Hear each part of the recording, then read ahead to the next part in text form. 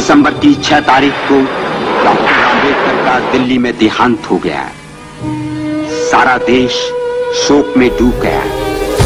बसला होता काळ कसा महापुरुषावरती, देशोदेशी वार्ता पसरता हलून गेली ही धरती। काळजातील हंस हरपला तरी याला आली भरती, सूर्य बुडाला अंधार झाला म्हणून जनता ही झुरती। प्रगतीचे ते युगे दिनाची, प्रगतीचे ते युगे दिनाची गुपित मागे सारली।